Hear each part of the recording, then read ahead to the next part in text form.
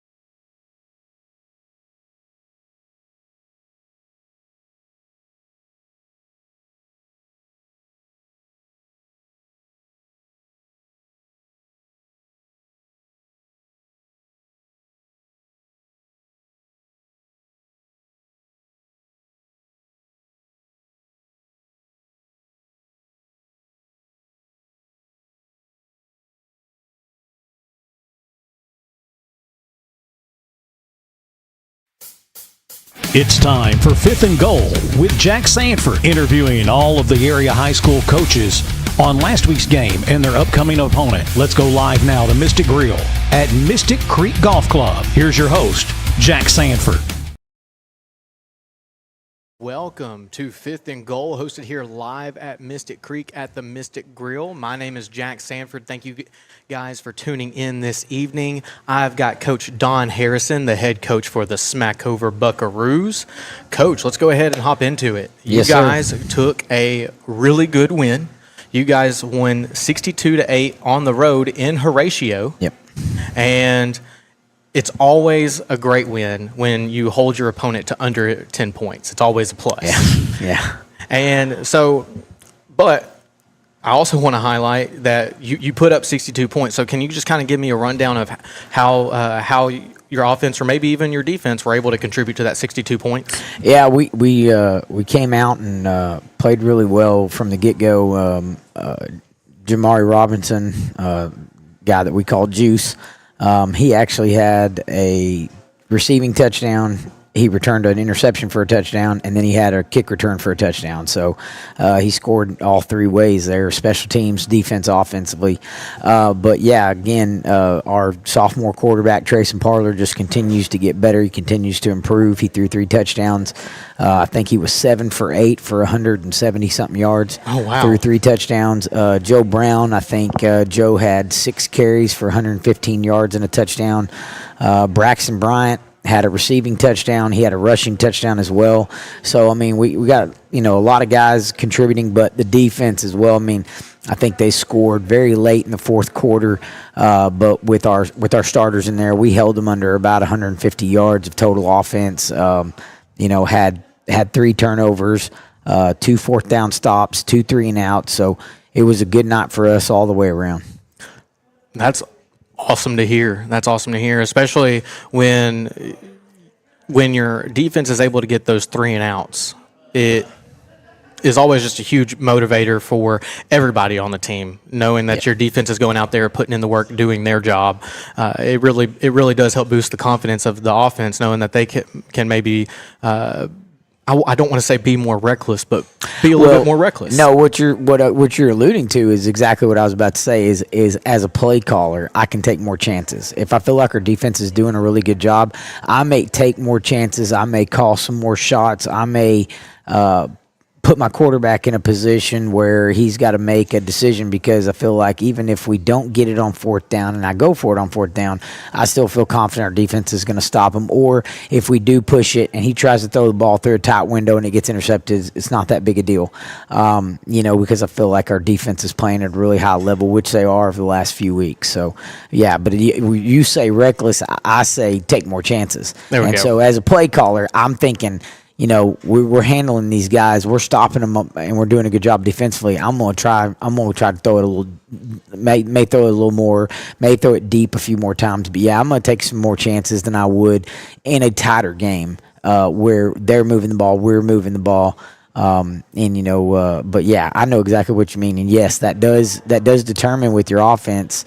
When they sit there and there's a 3-and-out and they get the ball right back, or there's a turnover and they get the ball right back. It's a shot of adrenaline. It's a shot in the arm, and they want to get out there and they want to get it right back in the end zone.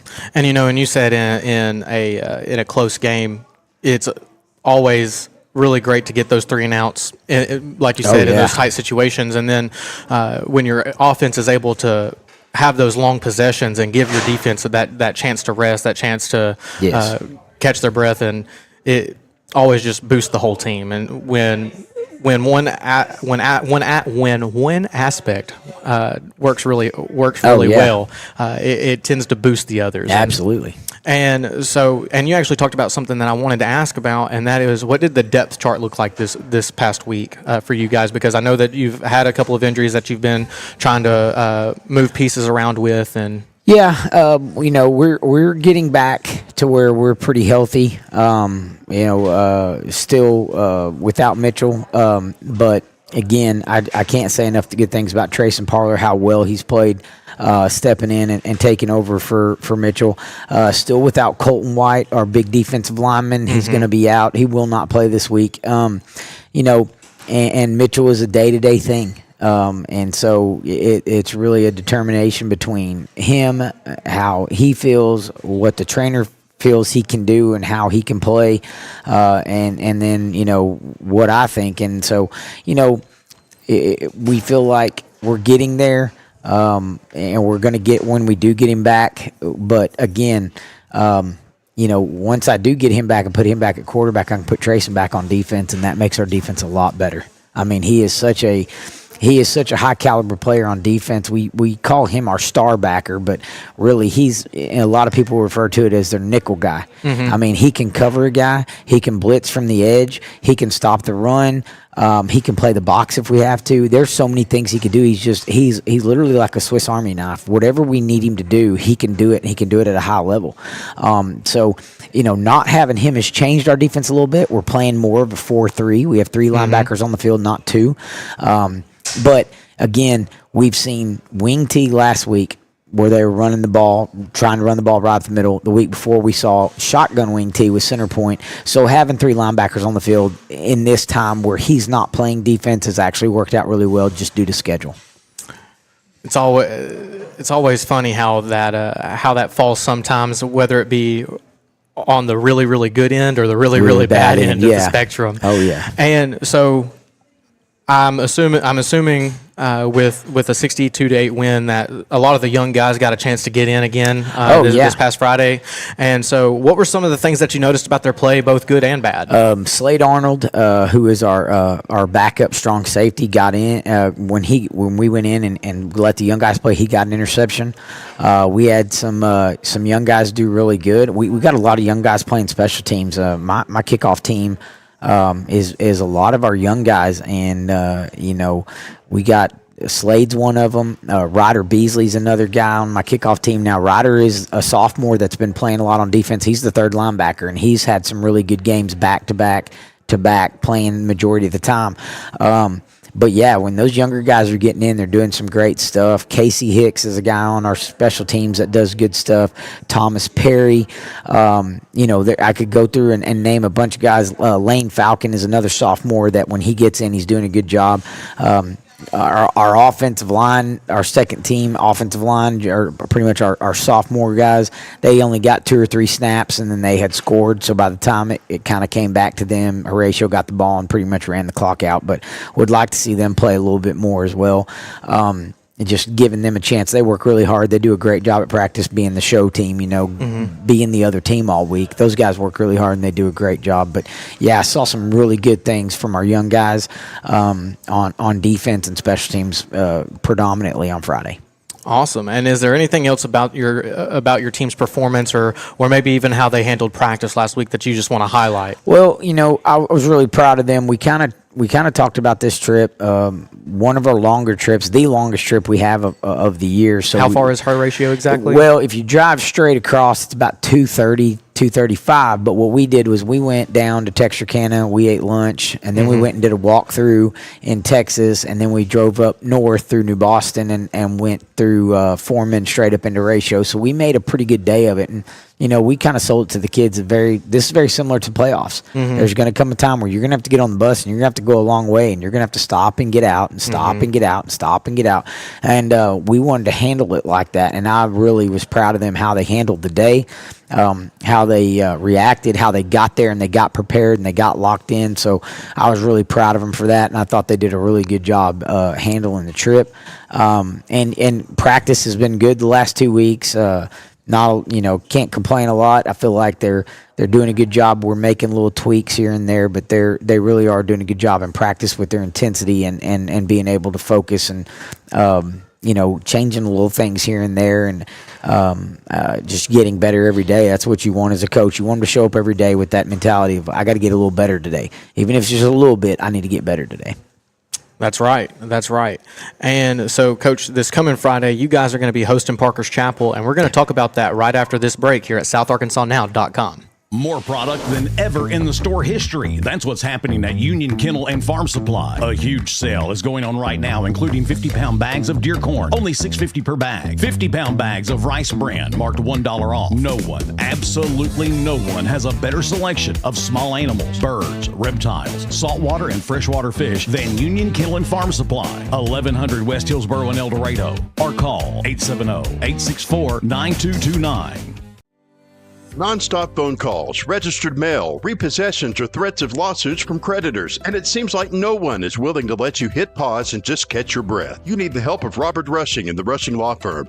Bankruptcy is not the end. It could be a chance for a fresh start. The Rushing Law Firm goes to work for you, letting you hit that pause button and start over. Call the Rushing Law Firm today at 870-875-2940 or stop by the office at 725 Northwest Avenue in El Dorado. Serving South Arkansas for 25 years, and all the while expanding and growing throughout the state. ProMed Ambulance is proving their motto of world-class care and hometown values. For example, their new mobile integrated healthcare communications center. This state-of-the-art facility allows communication specialists to work directly with local 911 call centers to ensure the closest medical team is always dispatched to any emergency. World-class care and hometown values. For more information and career opportunities, go to promedambulance.com.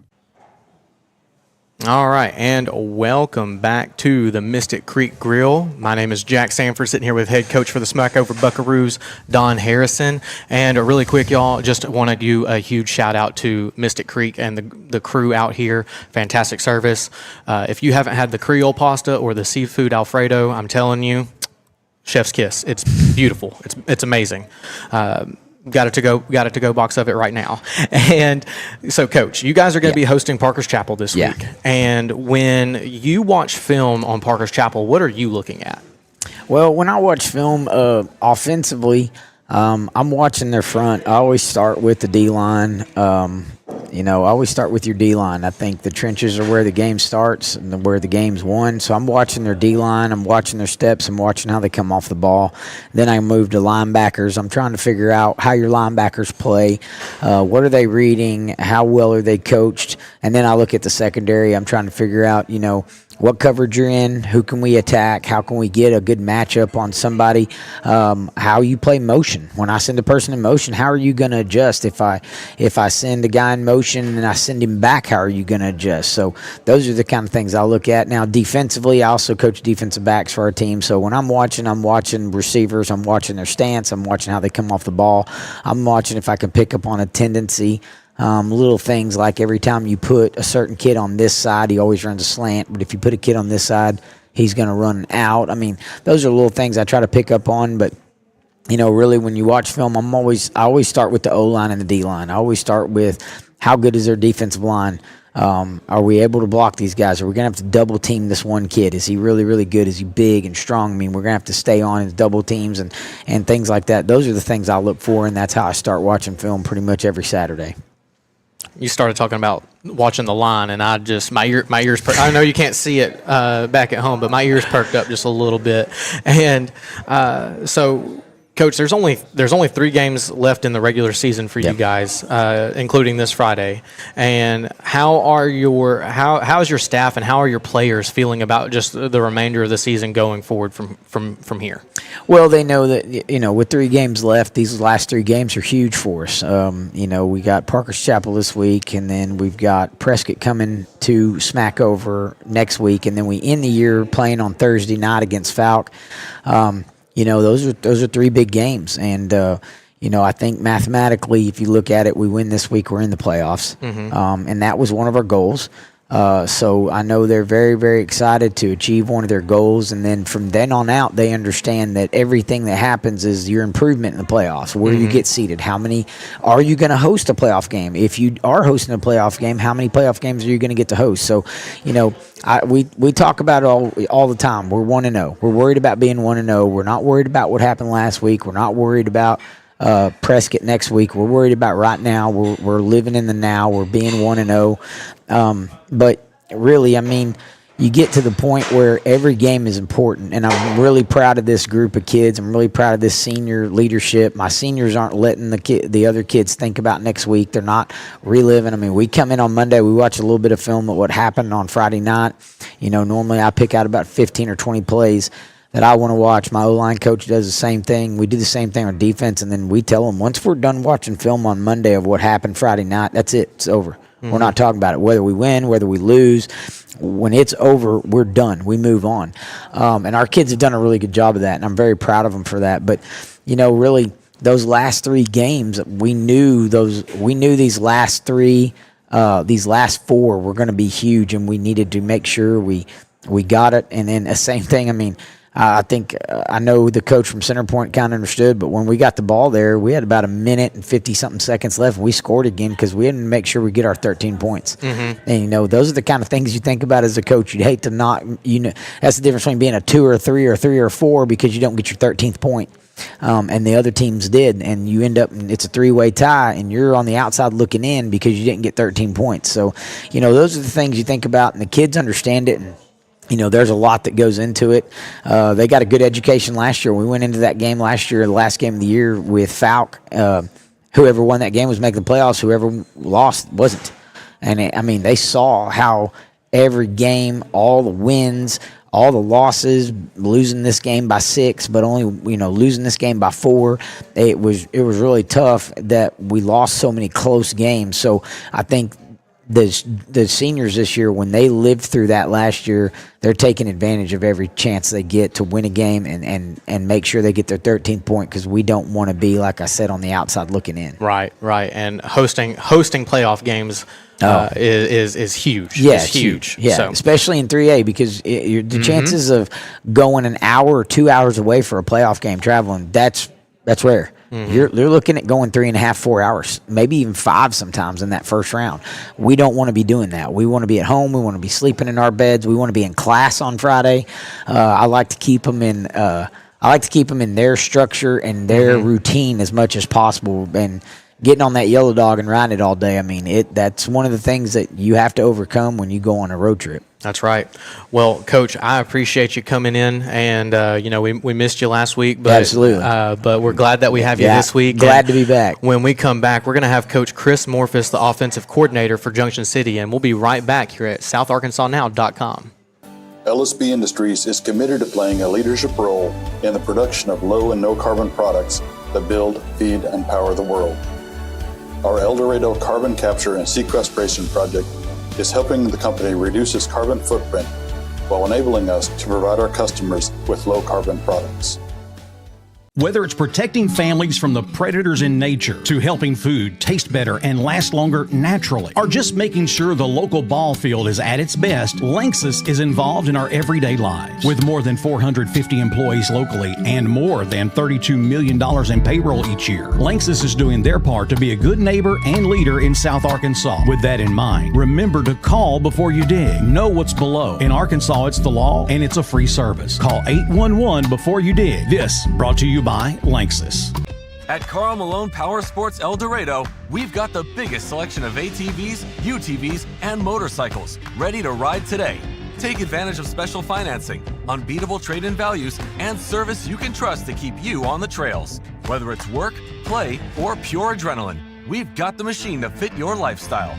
Carl Malone Power Sports El Dorado, where selection, savings, and service all deliver. Come see us today.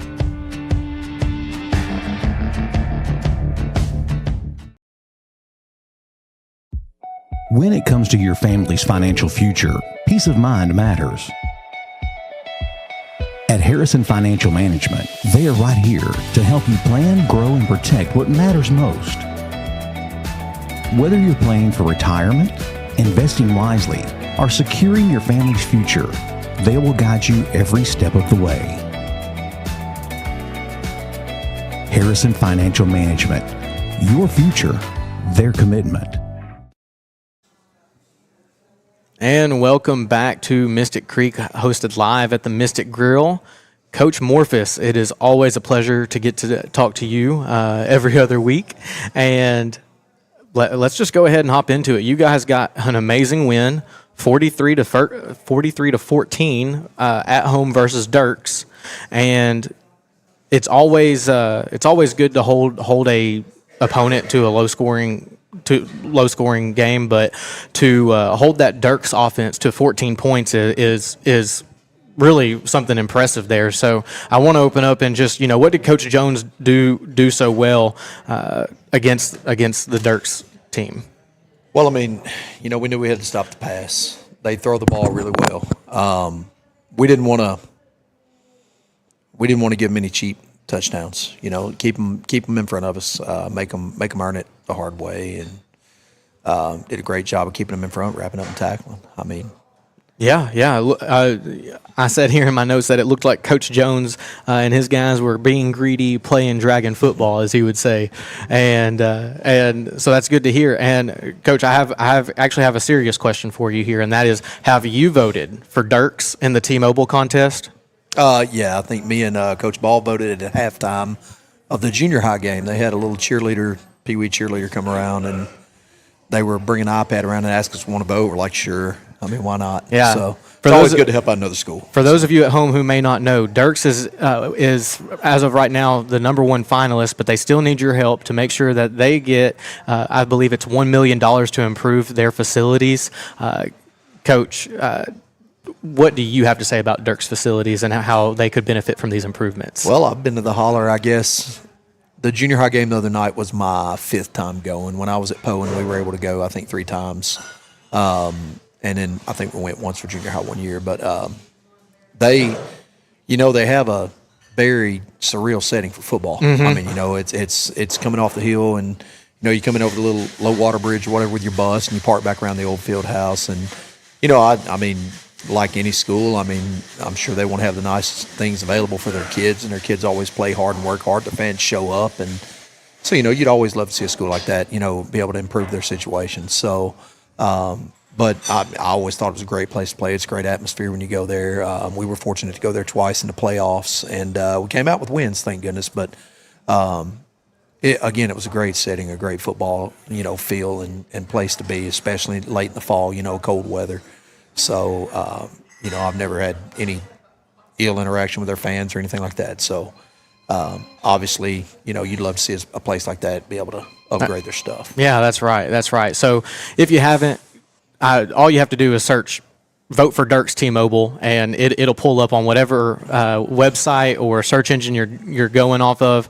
Go vote for Dirks. Help them win that money to improve their facilities.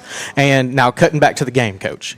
How were your Dragons able to put up 43 points? Was it offense and defense? Was it just? We had you tell me. Defense put one in. We put 5 scores on the board, and then. Defense had a scoop and score call back, gave us short field due to blocking the back. We had another pick 6.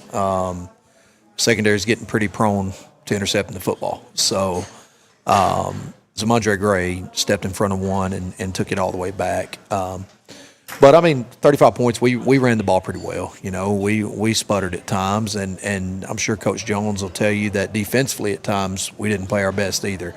And you're not going to play perfect every game. But – offensively, we came out. We were good enough to score, and then we were getting chunk plays, and we just kept chunking the ball down the field. Our passing game actually hit a little better than it had been. We were a little more consistent, hitting some short balls. Corey had good touch on the deep ball, and then just establishing our running game. I mean, we were able to run the football better. I mean, they did a great job of loading up to load the box and stop the run game, and we had to use our speed to get outside a little more than we wanted to and throw it a little more than we wanted to, but.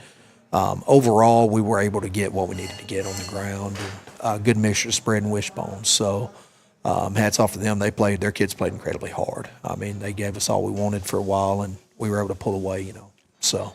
Yeah, and so, with that, they held it closer than maybe you wanted it for a little while, longer than you wanted it. But did your young guys get a chance to get in and cause any ruckus, or was it? They got in. I don't know about causing a ruckus, but they got in. Jermaine Kennedy, young quarterback we have, call him J-Ken.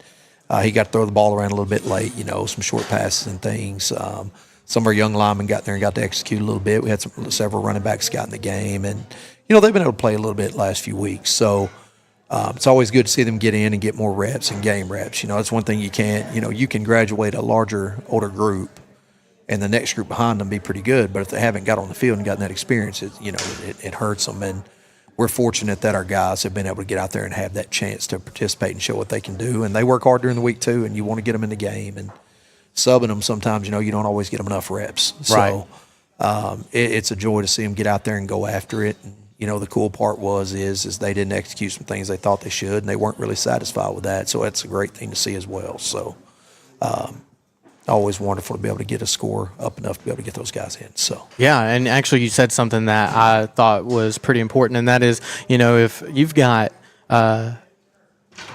you've got a graduating class, and then all of a sudden you've got 8, 9, 10 starters who have primarily, only gotten reps in JV games. They hop into a varsity game, and it can take some serious time to adjust. And so the fact that your younger guys are getting that chance to get in and face some of these varsity opponents that you're going to play year in and year out is really important for their development. So I'm glad that you guys are also able to do that.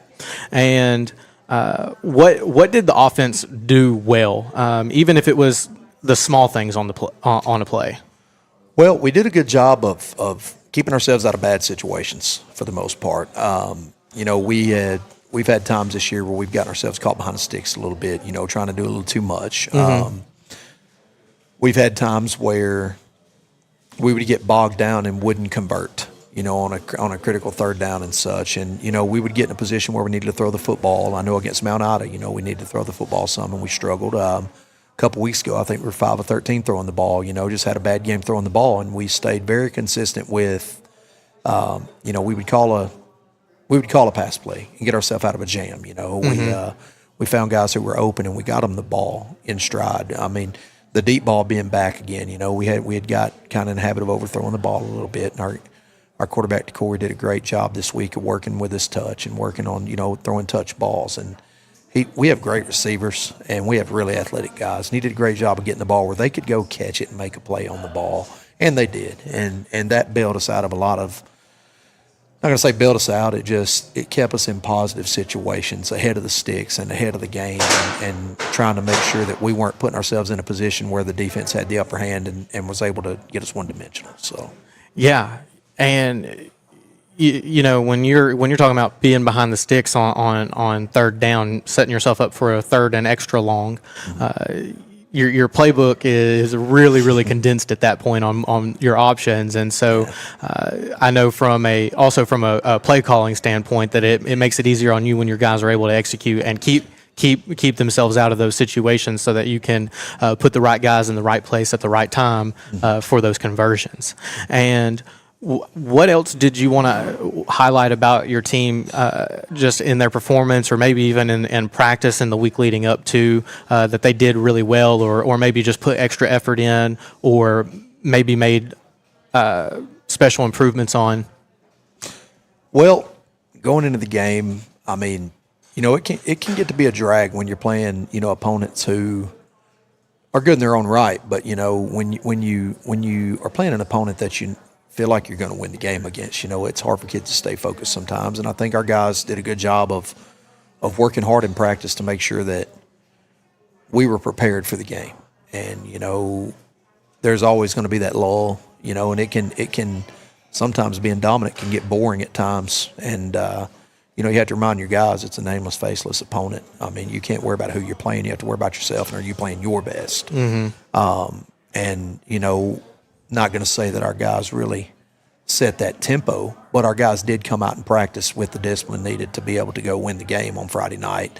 And, that paid off. And, you want them to keep their edge, but at the same time, you want them to understand too, you have to be ready every Friday night. And it's not, you may not get but a half of football one night, but in that half of football, you need to be the absolute peak best you can be. And, I think we had some things we didn't do so well last week on Friday night that our guys saw and have worked to correct this week even. And, with tempo and a couple things we needed to clean up that we were sloppy with. So I felt like our week of preparation so far this week's been even better than last week. So that's a great thing, is what we weren't great at last week.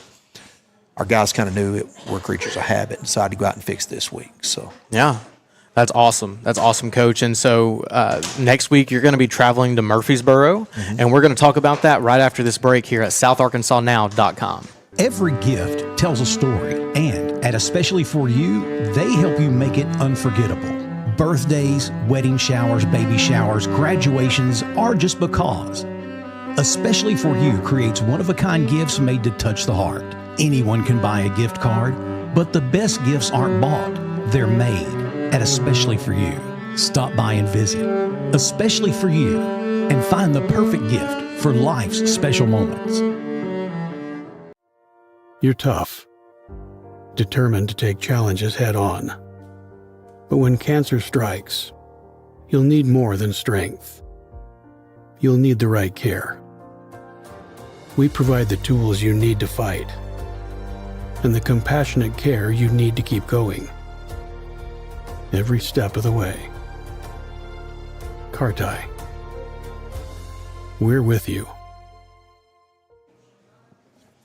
And welcome back to Mystic Creek here live at the Mystic Grill. My name is Jax Sanford, sitting here with the offensive coordinator for the Junction City Dragons, Coach Chris Morphus. Coach, you guys are going to be traveling to Murfreesboro this Friday. Now, Murfreesboro is coming off of a road win against Lafayette County, 54-34. And so they put up 54 against Lafayette County. And what does their offense do well? What do they execute well? Well, they throw the ball well. Their quarterback keeps the play alive, can make some really off his platform throws.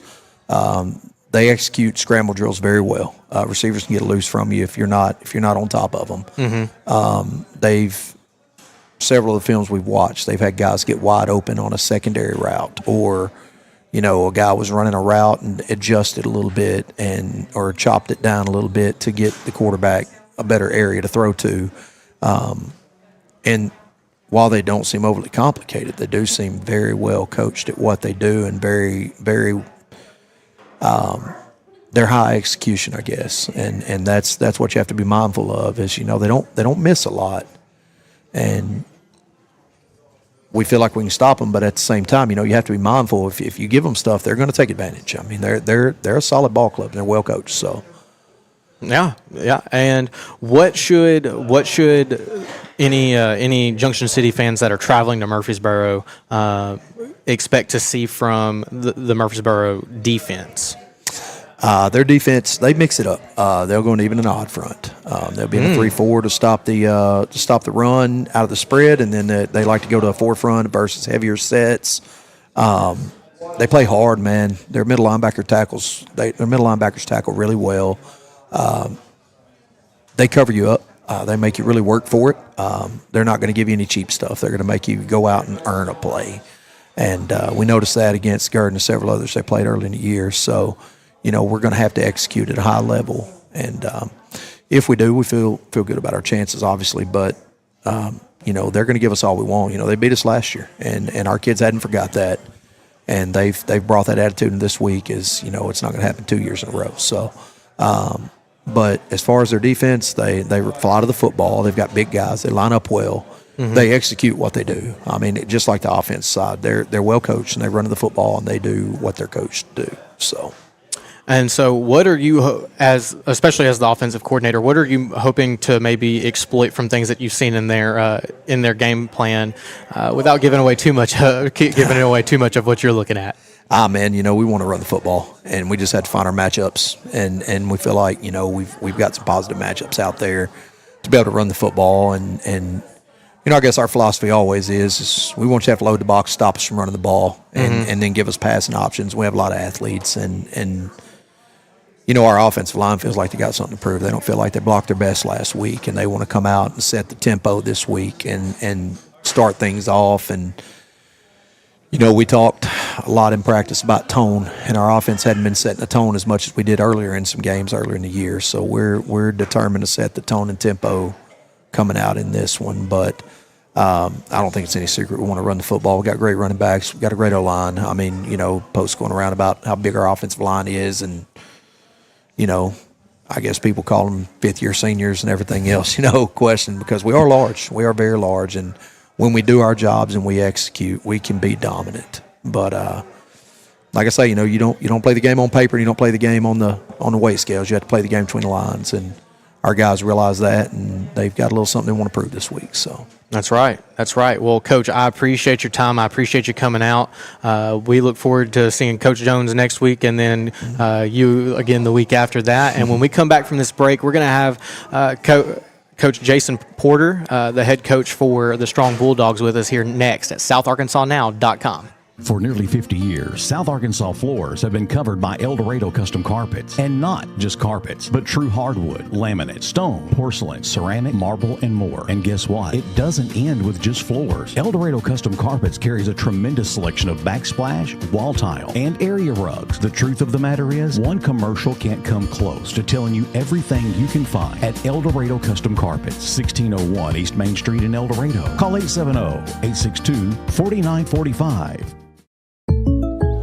Buying this boat was a total no-brainer. Okay, I get it. You say no-brainer and the guy with no brain shows up? I'm sorry, we met our new boat. For a new boat? You don't call me. You call State Farm. Like a good neighbor, State Farm is... There? I was gonna say that. He's right. Your State Farm agent can help you choose the right coverage for your new boat and your RV. It's kind of a no-brainer. Easy decision. All right. Like a good neighbor, State Farm is there.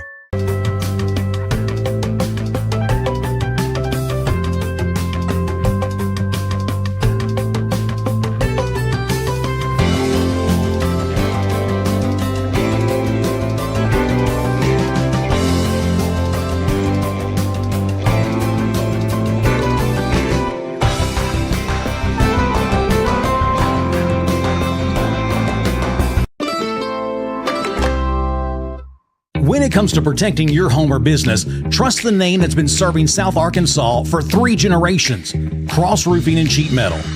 From residential roofs to large commercial projects, the experienced team at Cross delivers quality you can see and reliability you can count on.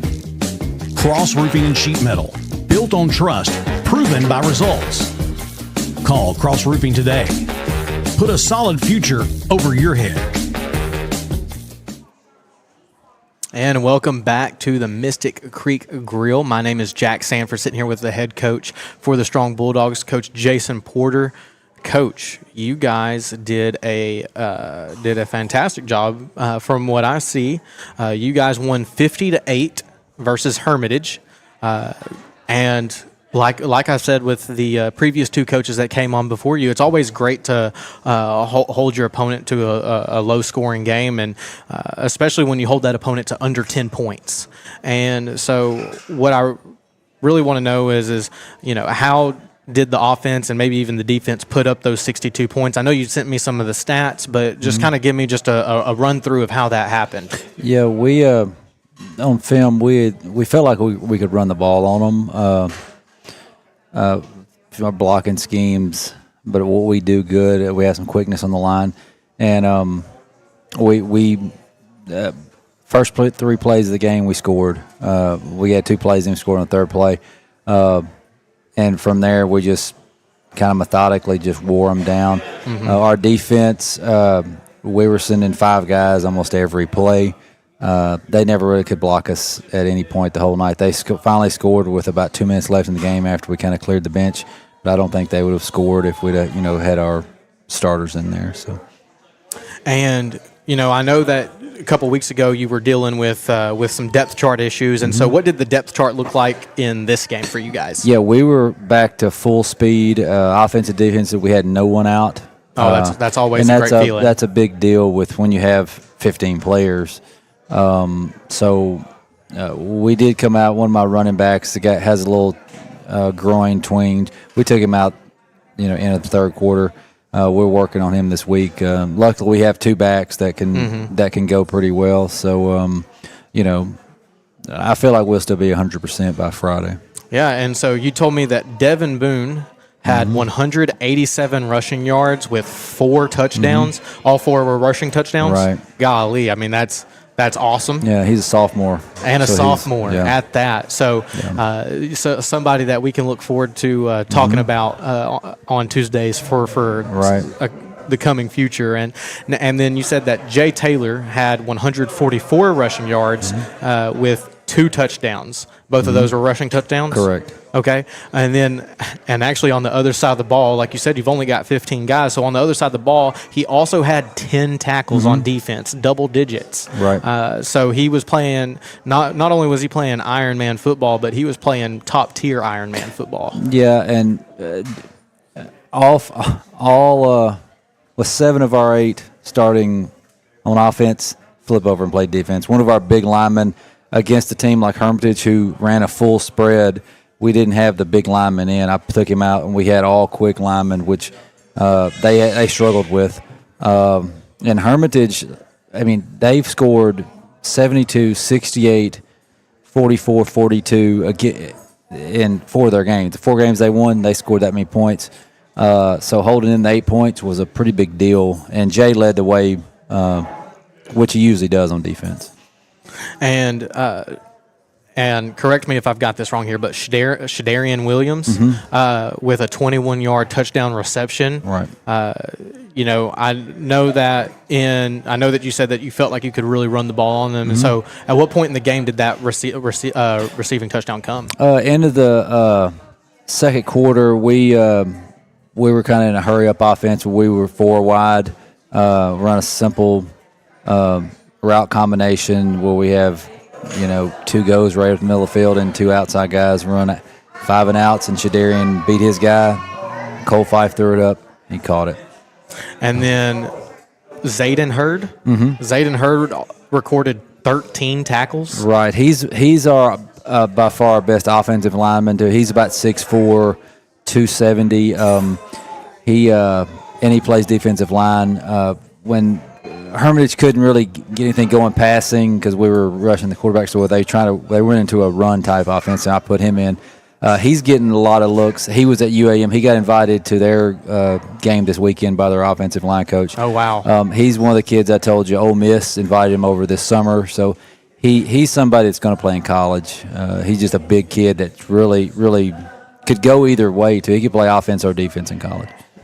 That's always great to have somebody of that caliber on your team. Right. On your team. And So you had 2 players with double digits in the in tackles, and granted, it's 8-man football, but that's still a pretty big deal when you've got guys who are hawking to the ball consistently like that. That's right, and these 2 guys were on the team last year, and they saw, and they got a lot of playing time, and they're used to playing fast, and they know what we do on defense, so they showed up like they usually do. Yeah, and was there anything else about y'all's game against Hermitage that you wanted to highlight that your guys maybe did well, or that you really wanted just to shine a light on? Yeah, I keep going back to that one loss we got where we had 6 turnovers. We didn't turn the ball over, and the turnovers we had when we played Woodlawn weren't inflicted on us. We did it. We did it ourselves. They're bad snaps, or we're running and drop the ball, and we've done a good job since then of cleaning everything up. And then executing the plays, it seems simple, but if you execute and you got some talent, you usually do well, and that's not turnover and execution. I know it's, coach talk, but that's the biggest part of the game. Right. I mean, at no point do you want to give the other team possession of the ball for funsies. That's exactly. At any point, I don't care if you're up by 50, 60, you don't want to get in the habit of doing that. Exactly. And so great job there. And so this next week, or this coming Friday, you guys are going to travel to Brinkley, and we're going to talk about that right after this break here at SouthArkansasNow.com. For longer than most of us can remember, Timberlane Meat Market has been a staple of our community, where quality meats and friendly faces come standard. From everyday dinners to weekend cookouts, make it fresh, make it local, make it Timberlane. Be sure to check out the daily lunch specials and like us on Facebook. Timberlane Meat Market, 1336 West Hillsboro in El Dorado. Proud to be part of South Arkansas, and even more proud to be displayed on your table. Bad things happen, and of course, they never happen at the right time. Maybe it's just a little bump and cosmetic damage, or it's turned into a huge insurance claim and you just don't know where to go next. That's why so many of your neighbors and friends call on Cook's Body Shop in El Dorado. From the minor to the major, Cook's Body Shop is in your corner. Need someone to help you deal with insurance? Look to Cook's. Need advice on what to do next? Look to Cook's. Need a free estimate? Look to Cook's. Bad things are going to happen, and when they do, look to Cook's. And welcome back to Mystic Creek. We're live at the Mystic Grill. My name's Jax Sanford, sitting here with Coach Jason Porter. Excuse me, the head coach for the Strong Bulldogs. But, Coach, before we talk about your game coming up against Brinkley, I just want to really quick just give a huge shout-out to everybody who's watching at home. We couldn't do what we do at South Arkansas Now without you guys. So please like, share, comment, follow, all the things, please. We appreciate everything that you guys do in support of us and everything that our sponsors do in support of us as well. So thank you so much. And Coach, you guys are about to travel to Brinkley. Now, Brinkley won in a similar fashion against Hermitage, where they won 50-18 earlier in the season, and they're coming off of a win against Marvell. And this will actually be their third home game in a row. So how are you guys attacking this week? How are you feeling about this week? And we played Brinkley the last all 4 years they've had 8-man football. So we're kind of familiar with them. They look a lot like us. They run kind of the same style offense. We've got the better end of them. Every time we've played them so far, they against similar opponents or opponents we've played. Marvel, they beat Marvel 32-6 last week. We beat Marvel 58-14. Yeah. They beat Hermitage 50-18. We beat Hermitage 50-8. And against Hermitage, they beat them 50-18, I believe. So they're kind of like us. They're young. They being at home is going to be a huge advantage because it's a 3-hour drive. Last year when they came to us, their coach said, after the game, we had a good team. It's like their legs were dead to start with, you could tell. So we kind of went to Marvel 2 weeks ago, and we are breaking up our drive, going to stop twice, and I feel like that's kind of a big deal for us, to getting our legs back to us. So, Yeah, when you're talking about a 3-hour drive to then go play a game of football, that's just it's rough. It's rough on the body, and you would think, oh well, you're getting all that rest, and it's not. It's not what you think it is. No, and then an 8-man, everybody's going both ways, so it's like you don't get it once you start. You're out there the whole game, so it's not like a normal game where you sit down half the time. So it's luckily we went to Marvel and we're successful, so it'll be the same. They're better than Marvel, but the trip wise, they'll understand what it is. That for teenagers, it's difficult. Right. You're talking about kids who don't know that they're supposed to wear deodorant every day. Exactly. You're right. And now this is actually going to be the last game of the regular season for you guys. And so how do you feel, just looking back at your season so far, how do you feel about what you've been able to do so far this season, and what do you think that means for you moving forward? Yeah, the first thing we always try to do, since we've moved 8-man, you're playing 8-man for a reason. You don't have a lot of players. You schedule 11-game season or 10-game season, you're not going to make it through. We've seen that with other teams. This is the first year Hermitage has finished a season in the 4 years they've played. And they had more players this year. So we always schedule back end. And the team we were supposed to play next week, they canceled their season. So we would have had another game. But I'm okay with it. We're trying to make a run in the playoffs, bottom line. That's right. I'm not worried about what the regular season looks like. I'm worried about if we can make another run for Little Rock, and that's how we've done it since we started playing this. And this is whoever wins this is going to get that number 2 seed, and that's a huge deal because we'll get a home playoff game, and then we'll be away from Woodlawn, who's coming out of in our conference as number 1, and that's what we're fighting for. And I talked about it a little bit with Coach Harrison earlier tonight, but when you're talking about hosting playoff games, especially with playoff games, you can be traveling 3, 4, maybe even 5 hours. Every team that's from the north that we would play is minimum 4 hours. Exactly. We're talking Rector, Cedar Ridge, Midland. They're all 4 hours from Strong. So it's imperative that we get this win and at least get one at home. Right, and you're also talking about towns that have 8-man or schools with 8-man football. Right. So you're not talking about going to places like Conway and Benton. You're talking about going to other places that are about like Strong and Hermitage, just on the other side of the state. Where it's funny you talk about that. Just having a plan to figure out where you can get some food. Yeah, because going up, you come to Strong, you're not going to be able to find it. You have to go to El Dorado to get something, but then you have to go into El Dorado. So even going to Brinkley this week, I mean, we started yesterday planning the trip because we got to get food twice, and it's not easy because you're in the Delta and it's nothing over there. No, unless you go picking corn off the stalk. So. Exactly. So luckily we've done it a few times, and we kind of know the ropes. Pick corn off the stalk? Well, not that part, but no, I never have. And and how are your guys feeling about their season so far? Yep, they're happy.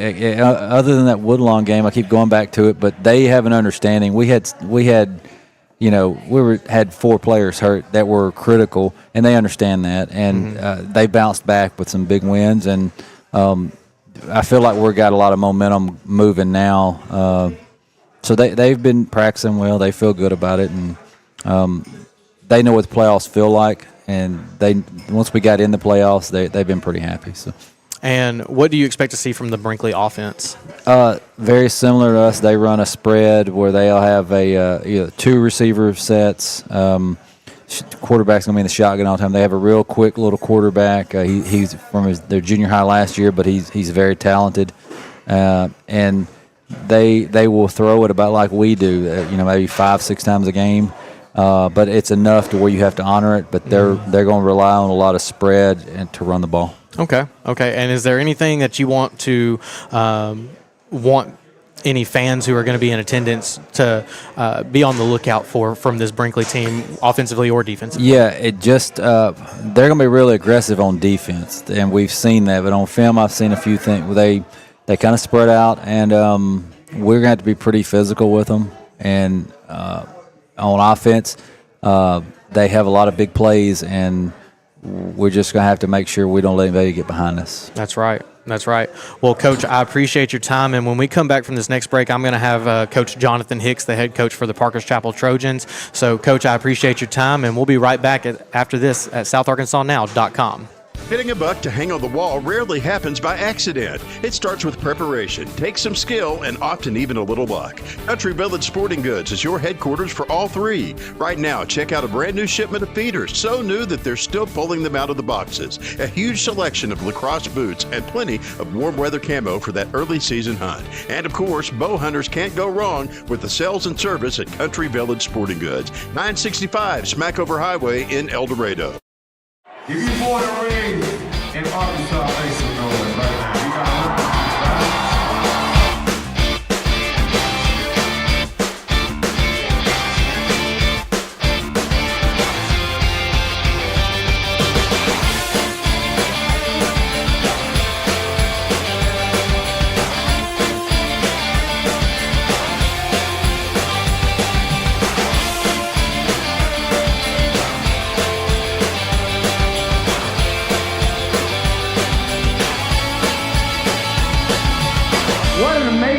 place they've built right here in your town. With a name you trust, you can count on us. Glen Mechanical, plumbing, heating, and air. For over 6 decades, Glen Mechanical has been specializing in HVAC, plumbing, and all mechanical jobs. 3 generations family-owned and operated since 1956. Glen Mechanical's business is based on relationships. They support and give back to the communities they work in. Contact them for all of your HVAC, plumbing, and mechanical needs. GlenMechanical.com. Spice up your tailgate with locally raised farm fresh products at Davis Farms Country Market, like the new Code 3 and Davis Double D Farm salsa, fresh from the field in locally grown purple hull peas, super sweet vine ripened cantaloupes, Arkansas made meals that are easy on your wallet and your time. And nothing says fall has arrived like mums and pumpkins. There are plenty to choose from at Davis Farms Country Market, 4523 Junction City Highway, or call 870-639-1323. And welcome back to Mystic Creek, hosted here live at the Mystic Grill. I'm Jax Sanford. I've got the head coach for the Parker's Chapel Trojans, head coach Jonathan Hicks. Coach, it is I'm always glad to have you on. We missed you last week, and you had parent-teacher conferences to attend to. And now, other than just being the head coach for the football team, you said you teach algebra, right? Yes, Algebra 1. Which job is harder, teaching Algebra 1 or coaching football? Algebra 1, because you have the how do I say this? The school's grade in your hands when it comes to the test scores. So I mean, coaching football is hard, but that'll factor in if you're a B or an A school. And we're a B school right now, but we're trying to get to that A, and that's part of my job is to help us get to that A. That's right. That's right. And when you're mixing letters and numbers and that I don't understand how that's math sometimes. But no, I'm just kidding. And so, Coach, you guys took a loss 55-6 versus a really good Prescott team, and Prescott year after year does really, really well, usually making at least a pretty deep playoff run, if not making it to the state championship. And so, that was a hard game for you guys, but what are some areas in your team that you've seen growth over the season? Maybe guys who have stepped up into a new responsibility, guys who maybe have taken the extra work ethic to get better at a specific skill. I mean, just what are some of the growths that you want to highlight for your team so far this season? Our growths our guys are learning football. I mean, it's not that they didn't know football, but it's now they're educated in a sense to where I would let them coach a little peewee team, or or they can coach the high school themselves. I mean, we have built our football knowledge over this year so vast that because it's so many different things that we have to do in order to be competitive in these games, and they have accomplished those things by learning, noticing, making an adjustment on their own. And it's been incredible to see. Yeah, I'm sure it's the same way in teaching algebra when a kid understands how to factor out an equation for the first time by themselves without having to be walked through it. It's like, yes. They might not understand, how to factor out the exponent. But they understood how to at least get started. And that's always just a great feeling when one of your kids is learning what you've been trying to teach them, and they're finally starting to grasp it. And so, it's been a pretty adverse season for you guys so far. But how have your guys continued to show up every week to practice and face that adversity? Our kids know they aren't losers. I mean, they are ready to get their first win no matter what team is in front of them. So they are ready just like we are ready for them to get a win. And they come in ready to work because they know at any point in time, this could be the first one. That's right. This could be the first one. This could be. So it's not a matter of if we will, it's a matter of when we will, and it's a matter of can us as a coaching staff put them in the best positions possible and help them out at the best of our ability. And we're getting some things figured out as a coaching staff that what we need to do to help these boys, whether it's motion more, coach the small things more, do different things a little bit more, and we're gonna start with Smackover. Yeah, and so I'm glad that you brought Smackover up. Now, Smackover so far this year, they have been a really explosive offense. Even though they've now got a backup quarterback in, they've still been able to hang points on the board against their opponents, and they actually won 62-8 versus Horatio this past Friday. And so, what are you looking at specifically to hold, prepare your guys for a week like Smackover?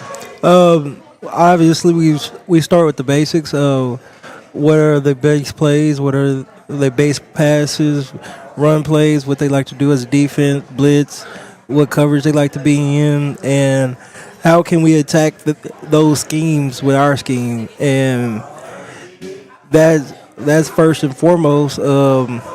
Personnel matters a lot, like who is their fast guys, who is their go-to guys. I mean, obviously, if we was in 7A program, they would have more, probably more options. But in 3A, is usually one or two dudes that you really want to get the ball to, and we have to figure those things out on Sunday when we work, and then show the kids what we have on Monday and what they think, and move on from there. That's right.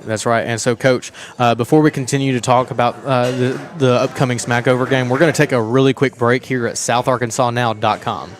Homes are typically heated or cooled 24/7, 365, using nearly half of all home energy.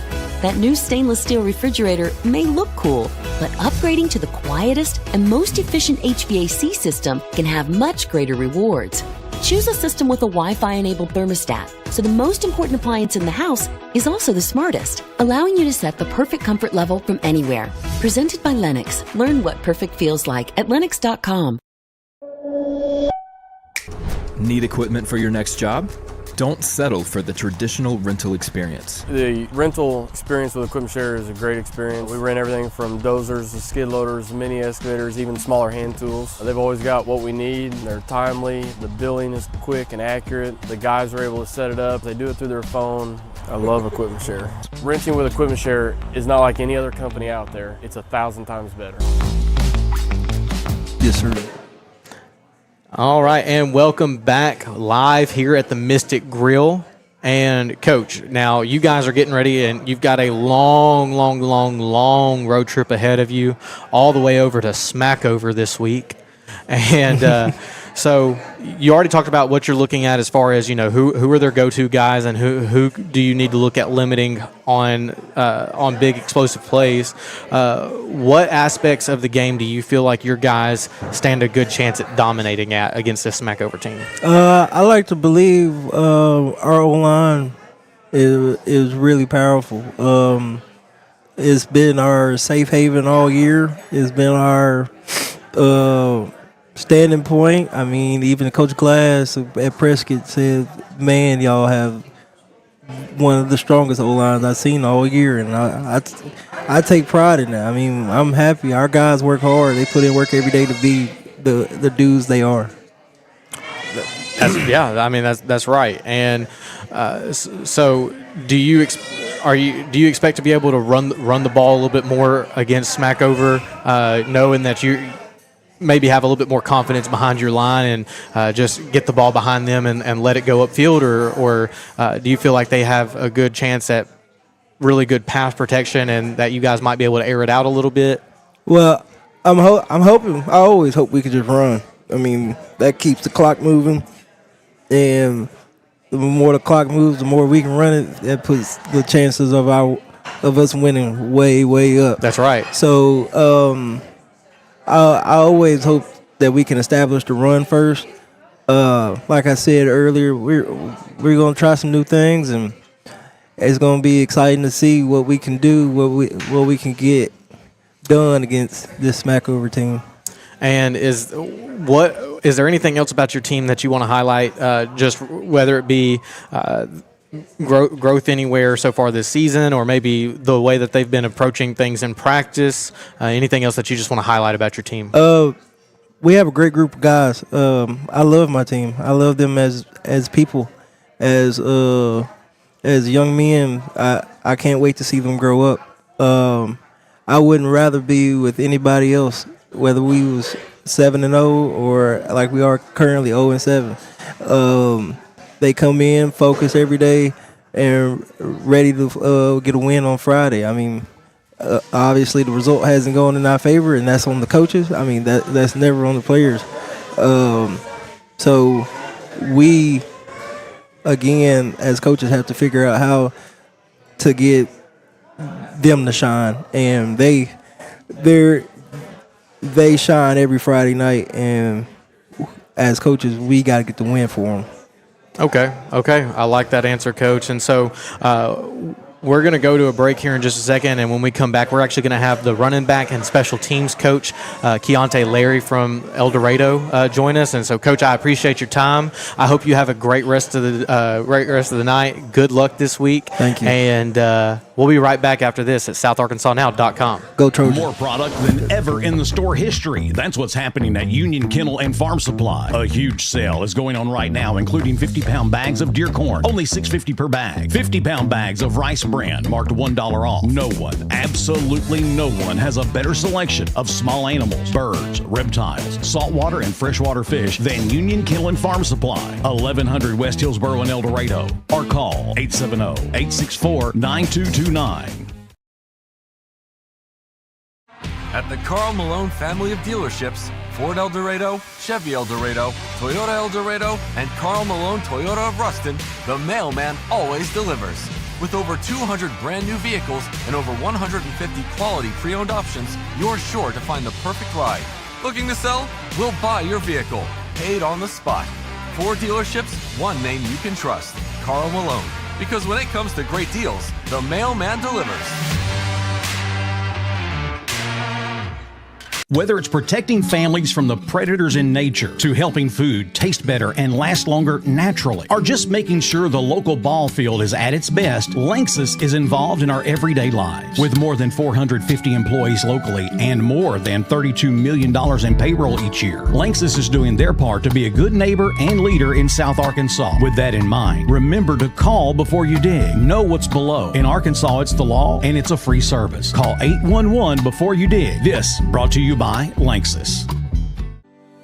Non-stop phone calls, registered mail, repossessions, or threats of lawsuits from creditors, and it seems like no one is willing to let you hit pause and just catch your breath. You need the help of Robert Rushing and the Rushing Law Firm.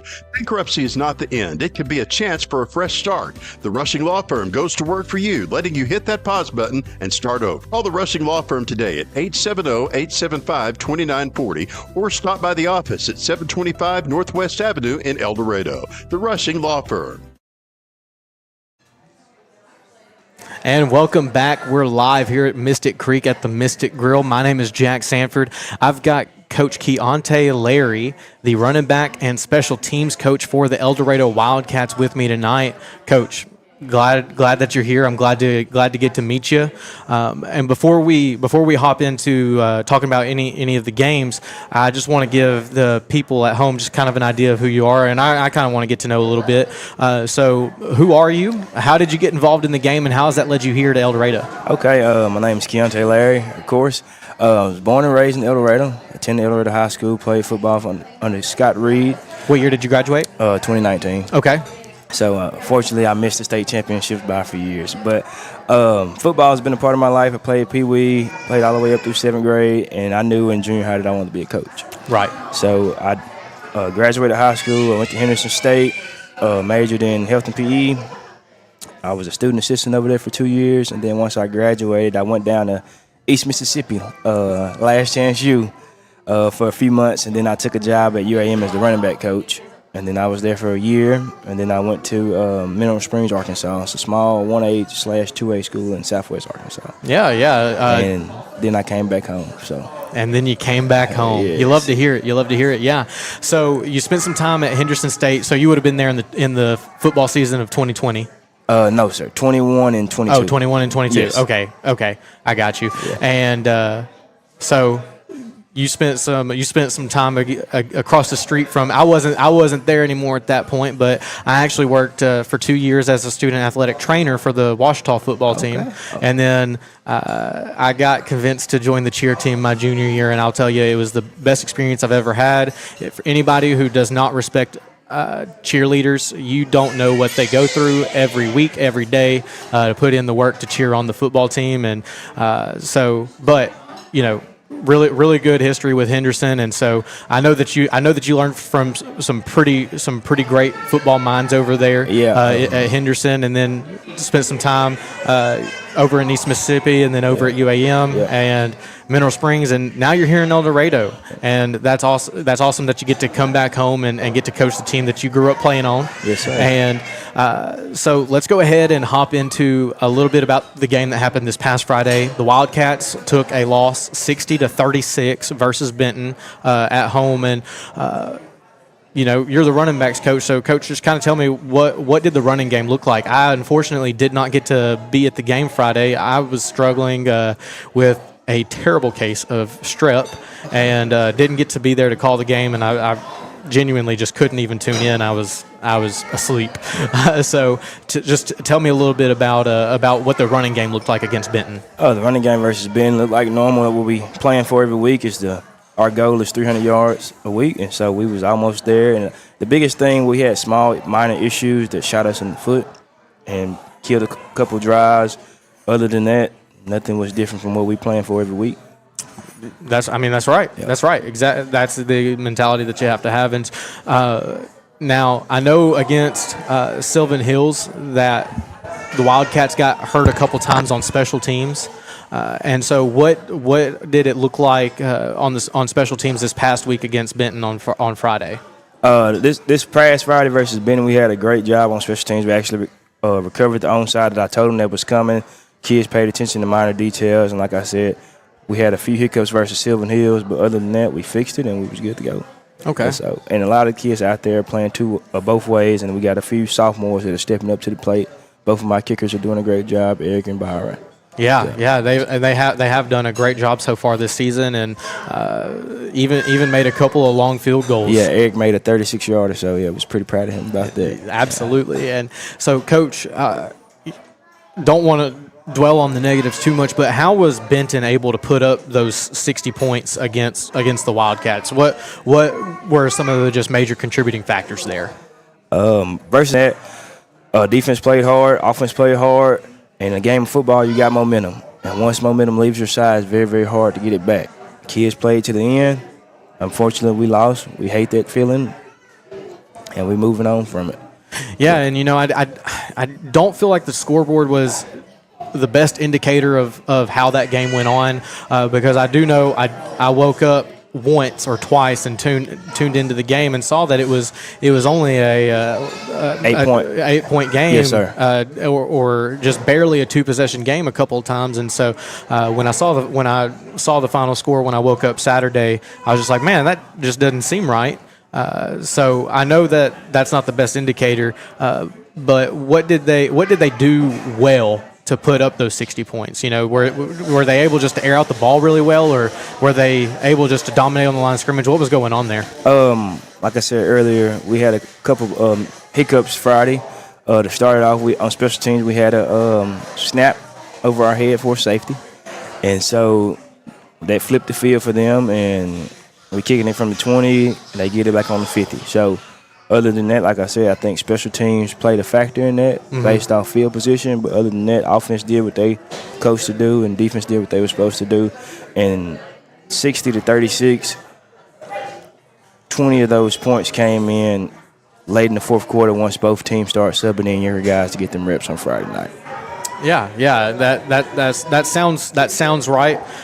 Can't verify it from my own memory, but that sounds about right with what I know about both teams. And you know, Coach Harris and Coach Harris over at Benton do a really good job with their play calling and just their knowledge of the game. And so I understand how it gets that way, and how that's not the best. That's not a good indicator for the rest of the season and how it's going to go for you guys, just because of what looks like a blowout loss. Maybe isn't necessarily always a blowout loss like that. And so, what did you guys do well? What on the offense or defense specifically do you feel like y'all did really well despite the score? I mean, offense, we came together, regrouped from the previous week versus Sylvan. Executed, everybody did their job, had some big-time plays by a couple sophomores. Quarterback was poised, he did his thing. Defense, everybody was attacking the ball, had a couple big turnovers. Like I said, it was just that small momentum shift that got us.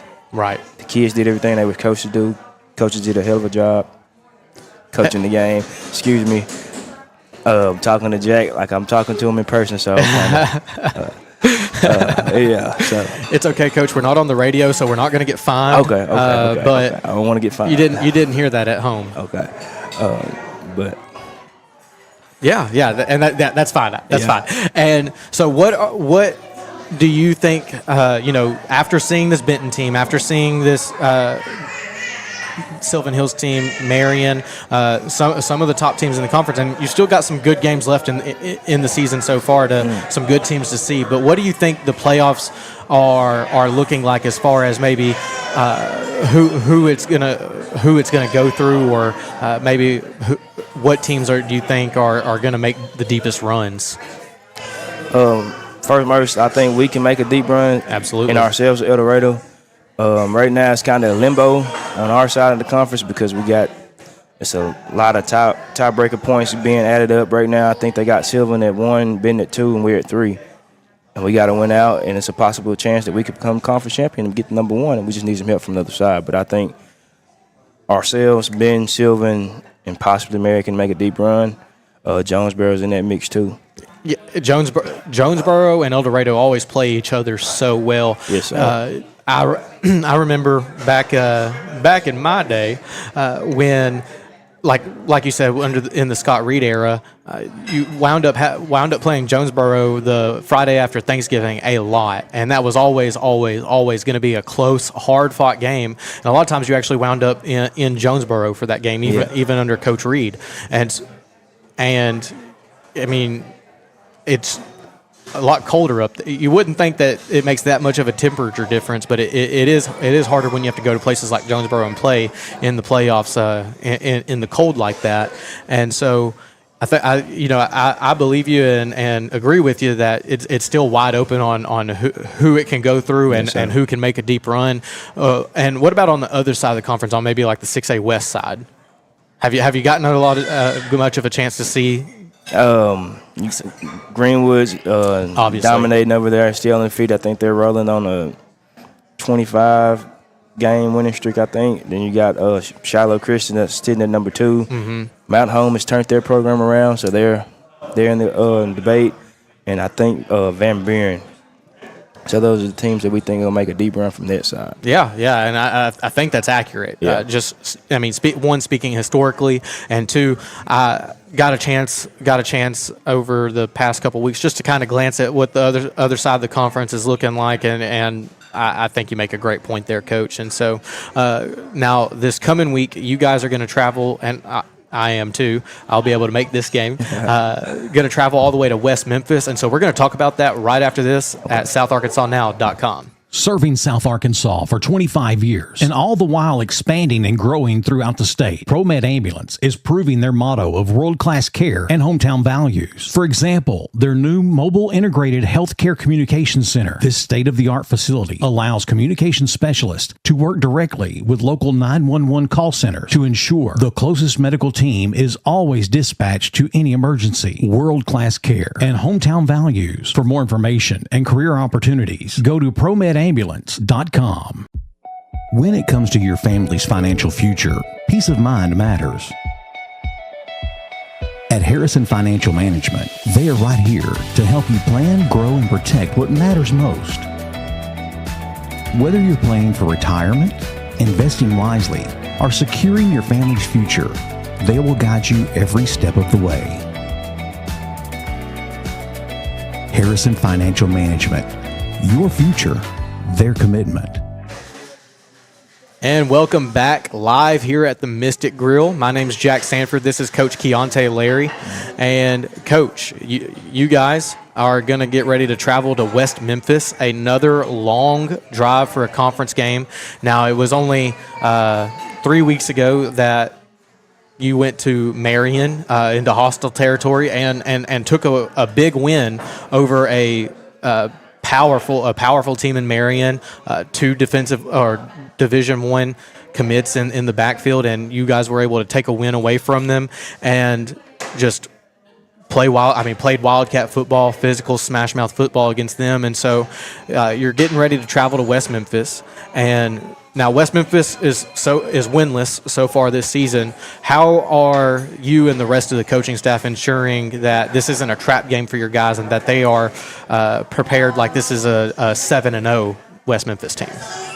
So this week we're choosing it and making it seem like we're playing Benton, we're playing Greenwood. It don't matter what their record is. They're playing at home. It's going to be a tough game. So the energy's been high, been demanding out of the kids all day, every day. Hey, let's get back on the right path, set the tone. Hey, let's let some people know that we're going to make a deep run in the playoffs and reset our season right now. Yeah. And so do you think that this game against West Memphis is going to give your guys, specifically on special teams, your guys the opportunity maybe to get several more onside kick looks or anything specific that you're looking at on special teams that you're hoping to get those kinds of looks with your guys this week? Yes, sir. So my plan is I got my one deep, and if things go according like we think it's going to do, I can get some of those second guys in, get them used to it. So when we make this deep run, I can plug and play. So this week we probably going to do some onside, a couple sky kicks. That's what normally we like to do, and then some squib kicks. So yeah, it's a learning experience for all of them because, like I said, majority of them are sophomores or underclassmen. So I think we'll be great. Yeah, and getting those young guys those reps, even if it is just on special teams, and their primary position that they're the backup for is linebacker or defensive back or whatever it may be. Just getting those game time reps just helps boost their confidence. It helps boost their and their in-game ability, just as far as understanding what's going on and not feeling the pressure. Yeah, and it's we take on is special teams. That's a starting position. That's so right. If you start on kickoff, you're a starter. If you start on kickoff return, you're a starter. PAT block, hands team. So you're a starter. You're part of this team. So some of them, they're sophomores. They want to play on Friday, but they're not ready. But they can earn a spot on special teams. And talking about field goal or field goal block, you guys have come really, really close to blocking several field goals or PATs so far this season, and every time you line up on defense against those field goals and PATs, I'm just ready, because I know that this is the time that they're going to get it blocked, and they've come very, very close several times, and so I know that you're itching to get that first block field goal or PAT or even punt on the season, and I think your guys have been doing a great job at hawking to the ball as soon as it snapped and trying to get in there and cause disruption, and I think it's just a matter of time before they are able to turn it into something special on special teams. Yeah, we got one versus Camden, but it was at the end of the game. Oh, that's right. So we've been practicing every week. I'm like, I got to deal with them. Hey, we get one, take it to the house. We may get steaks, something to try to motivate them, and they still know we got that bet going on. So I got, I think, 2 or 3 that's real close to getting it. So I told them once they get it, we'll get a nice steak. It's steak time. Yeah, so absolutely. And what are you hoping to exploit from the Blue Devil defense? What are you looking at that maybe you see an opening for your guys, or maybe even an opportunity to misdirect them and open something big up? Man, like they're winless right now, but based off film and preparation, we're going to continue to do what we do. We're going to take some shots at them because they like to play a lot of man, and we believe that our guys can beat them. And they think their guys can keep up with our guys, but we're going to show them on Friday night. We got Justin Hammond, Bronson Brock, and Christian Williams, and Paxton Strong. That's right. And Jackson Pagan. That's I cannot forget Jackson Pagan. He has come up pretty big in some situations where maybe he didn't make the play, but he was able to draw a penalty. And so Jackson has done a great job. And Hammond, I know, was a utility player for the Wildcats this past Friday from some conversations that I got to have. And actually, I think both the times that I woke up, again, sick as a dog from strep, but to check in on the game, Hammond had just caught a pass, I think, both times. Yeah. And so I know that he played well, and you've got some really, really fast guys like Christian Williams who are going to have an opportunity to maybe burn downfield, and I'm excited to see what y'all are able to cook up and do against this Blue Devil team. And now, what does West Memphis do well that you're looking at to maybe plan especially for that or plan around that? Number one, they're playing at home. They play very, very tough at home. They took Marion down to the wire. I think they ended up losing that game by 3 points in the last 30 seconds. So they're going to be physical. They're going to be tough. They're going to play smart. They're going to be disciplined. And so we're teaching our kids, we got to take every rep serious, every down. Let's do what we're supposed to do, what we're coached to do, and let's have fun. I like it. And so, Coach, is there anything else that you want to highlight about your team, about your running backs, or just anybody else on the team or the coaching staff before we call it a night? Just want to say thank you to the community for coming out to support us. Good one. Good or bad, we just want to say thank you for coming out and seeing the kids, the coaches, and we love the community. We want to see y'all on Friday night. We come back next week when we host Jonesboro. That's right. So for those of you at home, if you can't make it all the way to the West Memphis game, you can tune in live at southarkansasnow.com or the South Arkansas Now YouTube page or the South Arkansas Now Facebook page. So that'll be pregame show. Jason Hardy pregame show will start at 6:30 on Friday night. Be sure to tune in, watch your Wildcats take on the Blue Devils. And I want to wish a good luck to the rest of the teams that'll be playing this Friday. I want to say thank you one more time to our crew who host us every week just so kindly and so well here at the Mystic Creek Grill. Phenomenal food, phenomenal service. One of the best views in South Arkansas you're going to get. And thank you guys for tuning in. I hope y'all have a great rest of the week. We'll see you Friday night. My name is Jax Sanford. This is SouthArkansasNow.com.